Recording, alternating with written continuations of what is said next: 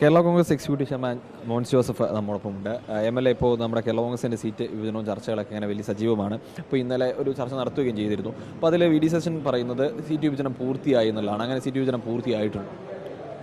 അല്ല, സീറ്റ് വിഭജനം സംബന്ധിച്ച് ഒരു അന്തിമ തീരുമാനം എടുക്കുന്നതിന് വേണ്ടി ഉള്ള ഒരു ഫൈനൽ സിറ്റിംഗ് എന്ന നിലയിലാണ് ഇന്നലെ ഇരുന്നിട്ടുള്ളത്.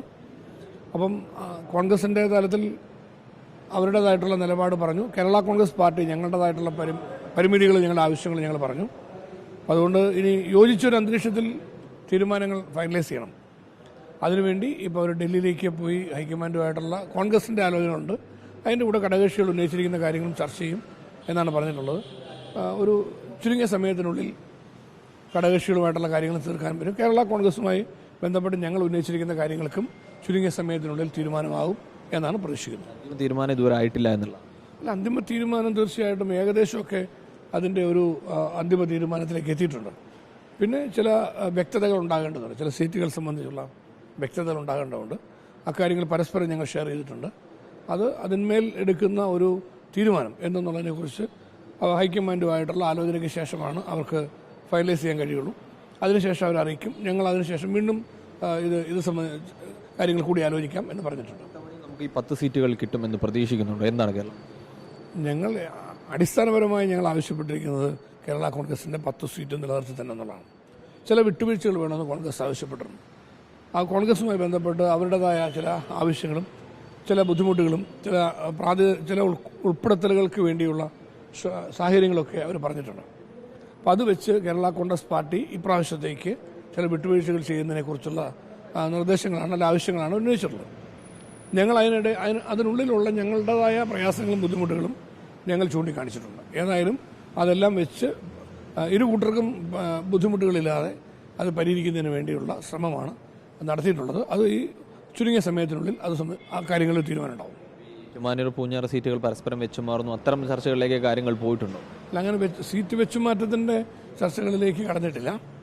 എങ്കിലും ഏതെങ്കിലും സീറ്റുകൾ വിട്ടുകൊടുത്താൽ പകരം സീറ്റ് നമുക്ക് കിട്ടണം എന്ന ആവശ്യം പറഞ്ഞിട്ടുണ്ട്. സീറ്റ് വിട്ടുകൊടുക്കുന്നത് ഒഴിവാക്കാൻ കഴിയുമെങ്കിൽ സീറ്റ് നിലനിർത്തി ഞങ്ങൾക്ക് തരണം എന്ന ആവശ്യവും ഞങ്ങൾ പറഞ്ഞിട്ടുണ്ട്. ഇതെല്ലാം വെച്ചിട്ട് കാര്യങ്ങൾ ഈ ദിവസങ്ങളിൽ വിലയിരുത്തപ്പെടും. നമ്മൾ ഈ ചർച്ചകൾ തുടരുകയാണ്. അതിനിടയിൽ ഈ പ്രാദേശിക ഘടകങ്ങളിൽ നിന്ന് ഇപ്പോൾ പ്രമേയങ്ങൾ പാസ്സാക്കുന്നു. കോൺഗ്രസിൻ്റെ ചങ്ങനാശ്ശേരിയിൽ സീറ്റ് ഏറ്റെടുക്കണമെന്ന് പ്രമേയം പാസ്സാക്കുന്നു. പൂഞ്ഞാറിലേക്ക് എത്തിക്കഴിഞ്ഞാൽ അവിടെ ആ സീറ്റ് വിട്ടുകൊടുക്കരുത്, കേരള കോൺഗ്രസിന് കൊടുക്കരുത്, കാരണം കേരള കോൺഗ്രസ് അവിടെ ദുർബലമാണ് എന്ന വാക്കുകളൊക്കെ ഉപയോഗിച്ചുള്ള കത്തുകളൊക്കെ AICC അയക്കുന്നു. ഇത്തരം നടപടികൾ ശരിയാണെന്ന് തോന്നുന്നുണ്ട് പ്രാദേശിക ഘടകങ്ങൾ? അല്ല, ഇപ്പം അത് അവരുടെ സ്വാതന്ത്ര്യത്തിൽപ്പെട്ട കാര്യമാണ്. പ്രാദേശിക ഘടകങ്ങൾ ഇപ്പം അത് കോൺഗ്രസിലും ചെയ്യും, കേരള കോൺഗ്രസിലും ഉണ്ടായേക്കാം. കേരള കോൺഗ്രസിലും ഇപ്പം ഏതെങ്കിലുമൊക്കെ മാധ്യമങ്ങളുടെ ചർച്ചകളിലൂടെ ഏതാനും മണ്ഡലങ്ങളെക്കുറിച്ച് കേരള കോൺഗ്രസിനോട് കോൺഗ്രസ് ആവശ്യപ്പെട്ടു എന്ന് പറയുന്നിടത്ത് കേരള കോൺഗ്രസിൻ്റെ കമ്മിറ്റികളും അതുപോലെ തന്നെ ആവശ്യങ്ങൾ ഉന്നയിച്ചിട്ടുണ്ട്. ആ മണ്ഡലങ്ങൾ കൊടുക്കരുത്, അത് പാർട്ടിക്ക് നിലനിർത്തി കിട്ടണം എന്ന ആവശ്യം ഉന്നയിച്ചിട്ടുണ്ട്. അത് ഞങ്ങൾ പരിഗണിച്ചിട്ടുണ്ട്. അക്കാര്യങ്ങൾ കോൺഗ്രസ് ലീഡർഷിപ്പുമായിട്ടുള്ള ചർച്ചയിൽ ഞങ്ങൾ പറയുകയും ചെയ്തിട്ടുണ്ട്. പിന്നെ ഇപ്പം ഈ ദുർബലാവസ്ഥ എന്ന് പറയുന്നതിനകത്ത് വലിയ കഥയില്ല. കാരണം ദുർബലാവസ്ഥ എല്ലാവർക്കും ഉണ്ട്. കഴിഞ്ഞ തെരഞ്ഞെടുപ്പിൽ കേരളത്തിൽ 140 മണ്ഡലങ്ങളിൽ 99 സീറ്റും ഇടതുപക്ഷ മുന്നണിയാണ് ജയിച്ചത്. UDFന് മൊത്തം 41 ഉള്ളൂ, ഇല്ലേ? അപ്പോൾ അതുകൊണ്ട് നമുക്ക് എല്ലാവർക്കും ദുർബലാവസ്ഥ ഉണ്ടെന്നുള്ളതാണല്ലോ. ഇപ്പോൾ കോട്ടയം ജില്ലയിൽ തന്നെ കാഞ്ഞിരപ്പള്ളിയും പൂഞ്ഞാറും 2 സീറ്റ് കേരള കോൺഗ്രസ് പരമ്പരാഗതമായി മത്സരിച്ച 2 സീറ്റുകൾ കഴിഞ്ഞ പ്രാവശ്യം കോൺഗ്രസ് പാർട്ടിയെ മത്സരിച്ചു. അവിടെ അവസ്ഥ എന്തായിരുന്നു? ഒരു സ്ഥലത്ത് 2ാം സ്ഥാനത്ത്, ഒരു സ്ഥലത്ത് 3ാം സ്ഥാനത്ത്. അപ്പോൾ അങ്ങനെ ഒരു പരാജയമുണ്ട്. അപ്പോൾ പൂഞ്ഞാറിൽ 3ാം സ്ഥാനത്താണ്. അപ്പം ഞങ്ങൾ പറയുകയാണ് കോൺഗ്രസ് ദുർബലാവസ്ഥ എന്ന് പറഞ്ഞാൽ വല്ല കാര്യമുണ്ട്. കോൺഗ്രസ് ശക്തിയുള്ളൊരു പാർട്ടിയാണ്. കോൺഗ്രസ്സിന് കൂടുതൽ UDFിൽ ഏറ്റവും കൂടുതൽ ആൾബലമുള്ള അല്ലെങ്കിൽ കൂടുതൽ ഒന്നാമത്തെ കക്ഷി കോൺഗ്രസ്സാണല്ലോ. അപ്പോൾ കോൺഗ്രസ്സിന് അതിൻ്റെതായ ശക്തിയുണ്ട്. അത് പക്ഷേ എന്ന് പറഞ്ഞാൽ അവിടെ ജയിച്ചില്ലല്ലോ. അപ്പോൾ അത് ദുർബലാവസ്ഥയാണ് നിങ്ങൾ പറയുന്നില്ല. കേരള കോൺഗ്രസ്സിന് നല്ല ശക്തിയുണ്ട്. കോട്ടയം, ഇടുക്കി, പത്തനംതിട്ട ജില്ലകളിൽ കേരള കോൺഗ്രസ് ബെൽറ്റിൽ ഇന്നും ശക്തിയാണ് പാർട്ടി, ഒരു സംശയമില്ല. പക്ഷെ ഞങ്ങൾക്ക് അവർക്ക് കിട്ടുന്ന പോലെ അത്ര സീറ്റ് കിട്ടുന്നില്ല. ഞങ്ങൾക്ക് കിട്ടിയാൽ ഞങ്ങളും ജയിക്കും. സീറ്റ് കിട്ടാനായിട്ടല്ല, അപ്പോൾ കേരള കോൺഗ്രസ് യോജിച്ച് നിൽക്കുകയാണെങ്കിൽ കൂടുതൽ സീറ്റ് കിട്ടും. ഞങ്ങൾക്കിപ്പോൾ അത്ര സീറ്റ് കിട്ടാനുള്ള സാഹചര്യങ്ങളില്ല. എങ്കിലും കേരള കോൺഗ്രസിന് കിട്ടുന്ന സീറ്റുകളിലും കേരള കോൺഗ്രസ് അഭിമാനകരമായ വിജയം കൈവരിക്കുന്നുണ്ട്. ലോക്സഭാ ഇലക്ഷനിൽ കോട്ടയം പാർലമെന്റ് മത്സരിച്ചപ്പം UDF ഒറ്റക്കെട്ടായിട്ട് നിന്നു. കേരള കോൺഗ്രസ് നേരിട്ട് മത്സരിച്ചു. ആ മത്സരത്തിൽ PJ ജോസഫിൻ്റെ കേരള കോൺഗ്രസിൽ വിജയിച്ചത്. അപ്പോൾ അതുപോലെ തന്നെ ജില്ലാ പഞ്ചായത്ത് ഉൾപ്പെടെ ലോക്കൽ ബോഡി ഇലക്ഷൻ അതിൽ കേരള കോൺഗ്രസ് കഴിഞ്ഞ പ്രാവശ്യം ഉള്ളതിനേക്കാൾ ഇരട്ടി സീറ്റിൽ വിജയിച്ചു. അപ്പോൾ അത് പാർട്ടിക്ക് ശക്തിയുള്ളതുകൊണ്ടാണല്ലോ. പിന്നെ UDFിൻ്റെ ഈ UDFിന് കിട്ടുന്ന വോട്ട് ഏതെങ്കിലും ഒരു പാർട്ടിക്ക് കിട്ടുന്ന വോട്ടായിട്ട് നമ്മൾ ആരും കരുതുന്നതിൽ കാര്യമില്ല. കോൺഗ്രസിന് കിട്ടുന്നു, അല്ലെങ്കിൽ ലീഗിന് കിട്ടുന്നു, കേരള കോൺഗ്രസിന് കിട്ടുന്നു. ഓരോ കക്ഷിക്കും മാത്രമായിട്ട് ജനം വോട്ട് ചെയ്യുന്നില്ല. ജനം വോട്ട് ചെയ്യുന്നത് കേരളത്തിലെ LDFിനെതിരായിട്ടാണ്. ജനം വോട്ട് ചെയ്യുന്നത് കേരളത്തിലെ UDFിന് അനുകൂലമായിട്ടാണ്. ആ UDF എന്ന് പറയുന്നത് ഒരു വികാരമാണ്. ജനങ്ങൾ, ജനാധിപത്യ ഈശ്വരവിശ്വാസികൾ, കൃഷിക്കാർ, സാധാരണ ജനവിഭാഗങ്ങൾ ഇവരെല്ലാം UDFിനെ സഹായിക്കാൻ വേണ്ടി വോട്ട് ചെയ്യുമ്പോൾ UDFിൽ ഏത് പാർട്ടി മത്സരിക്കുന്നോ ആ പാർട്ടിക്ക് സപ്പോർട്ട് കിട്ടും. അതാണ് ഇപ്പോൾ സംഭവിക്കുന്നത്. അപ്പോൾ ടീം UDF എന്ന നിലയിൽ മുന്നോട്ട് പോയാൽ കേരളത്തിൽ UDFിന് തീർച്ചയായിട്ടും അധികാരത്തിൽ വരാൻ കഴിയും. പറഞ്ഞാൽ അവർ ആ പ്രമേയങ്ങളിലായാലും ശരി, കത്തുകളിലായാലും ശരി, പറയുന്നൊരു കാര്യമുണ്ട്, കേരള കോൺഗ്രസ് അവിടെ മത്സരിച്ചാൽ തോൽക്കും, കോൺഗ്രസ് ആണെങ്കിൽ ജയിക്കും. അത് പറഞ്ഞ ഒരു പരസ്യമായിട്ട് കാലുവാരും എന്ന് പ്രഖ്യാപനമായിട്ടല്ല കരുതുന്നത്. ഈ ടീം UDF മുന്നോട്ട് പോകുമ്പോൾ ഇത്തരം കാര്യങ്ങൾ ശരിക്കും പറഞ്ഞാൽ കെട്ടുറപ്പിനെ കൂടി ബാധിക്കുന്നത്. അത് ഞാൻ പറഞ്ഞ അതൊക്കെ പ്രാദേശികമായിട്ട് വരുന്ന ചില സ്റ്റേറ്റ്മെൻറ്റുകളാണ്. ഇപ്പോൾ ഇത് ഞാനിപ്പോൾ പറഞ്ഞല്ലോ, ഇപ്പോൾ കോട്ടയം ജില്ലയിൽ തന്നെ കഴിഞ്ഞ പ്രാവശ്യം മത്സരിച്ച 2 മണ്ഡലങ്ങളെക്കുറിച്ച് പറഞ്ഞു, കാഞ്ഞിരപ്പള്ളിയും പൂഞ്ഞാറും. അപ്പോൾ അവിടെ അങ്ങനെ ഒരു പരാജയം അവിടെ കോൺഗ്രസ് പാർട്ടിക്ക് ഉണ്ടായതിൻ്റെ പേരിൽ കോൺഗ്രസിന് ശക്തിയില്ലെന്ന് പറയാൻ കഴിയില്ല. അപ്പോൾ പ്രമേയങ്ങൾ പാസ്സാക്കുന്നതിനകത്ത് ഒരു അടിസ്ഥാനവും ഇല്ല. പ്രമേയങ്ങൾ ഓരോരുത്തർ, ഇപ്പം കേരള കോൺഗ്രസിൻ്റെ മണ്ഡലം കമ്മിറ്റികളെല്ലാം പ്രമേയങ്ങൾ പാസ്സാക്കിയിട്ട് സീറ്റ് നിർണ്ണയിക്കാൻ പോയാൽ ഒരു ചർച്ച നടക്കും. പക്ഷേ കെട്ടുറപ്പിന് കോൺഗ്രസിൻ്റെ അണികൾക്കും അവരുടെ ആവശ്യം പറയണ്ടേ? കോൺഗ്രസിൻ്റെ അണികൾക്കും അവരുടെ ആവശ്യം പറയും. ഈ ആവശ്യങ്ങളൊക്കെ നിൽക്കുന്നതിനിടയിൽ ലീഡർഷിപ്പാണ് തീരുമാനിക്കുന്നത്. കോൺഗ്രസിൻ്റെയും കേരള കോൺഗ്രസിൻ്റെയും നേതൃത്വം ഒരു തീരുമാനം എടുത്താൽ ആ തീരുമാനം കോൺഗ്രസിൻ്റെ അണികളും കേരള കോൺഗ്രസിൻ്റെ അണികളും ലീഗിൻ്റെ അണികളും ഒക്കെ അംഗീകരിക്കും. അതാണ് ടീം UDF. അപ്പോൾ സീറ്റ് ചർച്ചയിൽ എല്ലാവർക്കും പാർട്ടികൾക്ക് സ്വാതന്ത്ര്യമുണ്ട്. എല്ലാവരും അവരവരുടെ ആവശ്യങ്ങൾ പറയും, പ്രാദേശികമായ വികാരങ്ങൾ പറയും, അതൊക്കെ സ്വാഭാവികമാണ്.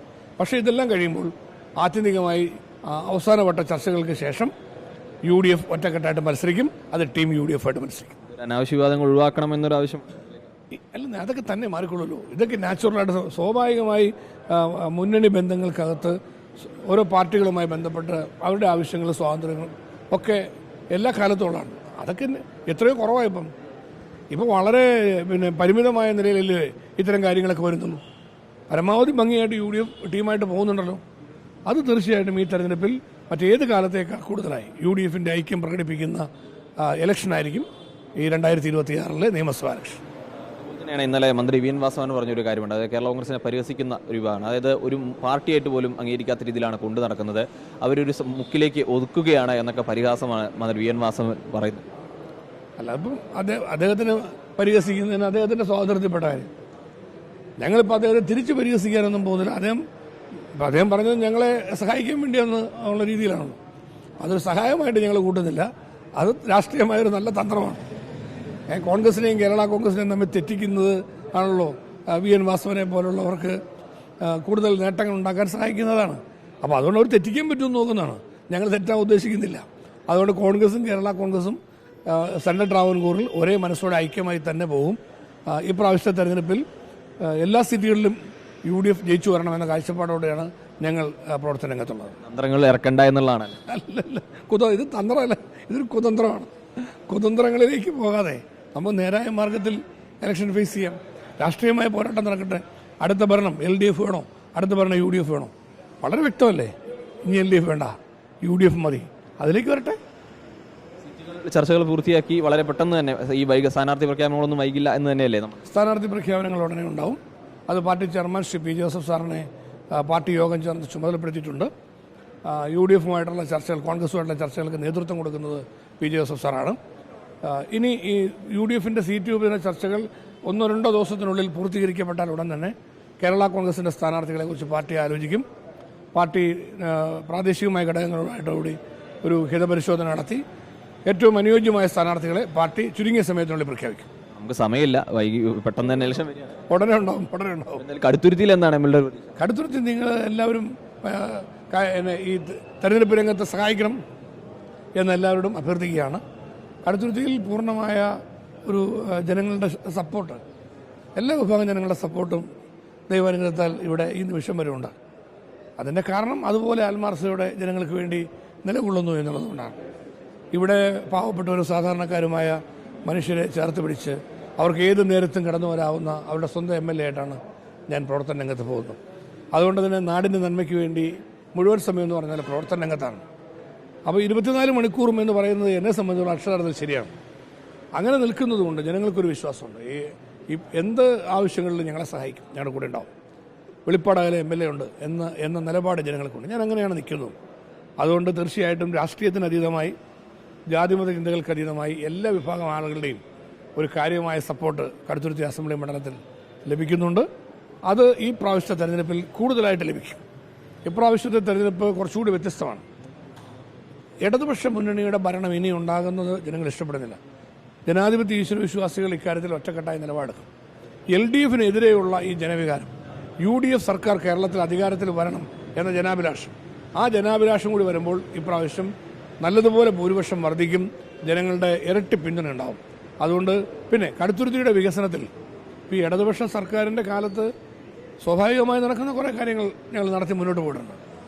കടുത്തുരുത്തി ഇനിയും വികസന രംഗത്തേക്ക് വരണം, കൂടുതൽ കാര്യങ്ങൾ നടക്കണം. അതിൽ ജനങ്ങൾ അർപ്പിക്കുന്ന വിശ്വാസം അടുത്ത 5 വർഷം കേരളത്തിൽ UDF സർക്കാരാണ് വരാൻ പോകുന്നത്. UDF സർക്കാർ അധികാരത്തിൽ വരുമ്പം ഏറ്റവും കൂടുതൽ വികസനം കിട്ടാൻ പോകുന്ന മണ്ഡലമാണ് കടുത്തുരുത്തി നിയോജക മണ്ഡലം. ഈ നിയോജക മണ്ഡലത്തിലെ 11 പഞ്ചായത്തിനും വലിയ പുരോഗതിയിലേക്ക് വരും. അപ്പം ഇരട്ടി ശക്തിയോടെ വികസനം നടക്കും. ഇത് ജനങ്ങൾക്കറിയാം. അതുകൊണ്ട് തന്നെ നാടിന് കൂടുതൽ നന്മയുണ്ടാകാൻ ആഗ്രഹിക്കുന്ന എല്ലാ വിഭാഗം ജനങ്ങളും കടുത്തുരുത്തിയിൽ UDF വോട്ട് ചെയ്യും. അപ്പോൾ നല്ല ഭൂരിപക്ഷത്തോടെ പ്രാവശ്യം ജയിക്കാൻ ജനങ്ങൾ അനുഗ്രഹിക്കും എന്ന വിശ്വാസം എനിക്കുണ്ട്. സീറ്റ് വിഭജന ചർച്ചകൾ ഉടൻ തന്നെ പൂർത്തിയാക്കും. എത്രയും പെട്ടെന്ന് തന്നെ സ്ഥാനാർത്ഥിയെ പ്രഖ്യാപിച്ച് ടീം UDF മുന്നോട്ട് പോകുമെന്ന കാര്യം തന്നെയാണ് മോൻസിഫ് MLA പറയുന്നത്. വീഡിയോ ജേർണലിസ്റ്റ് പ്രശാന്തിനൊപ്പം KGIL റിപ്പോർട്ടർ.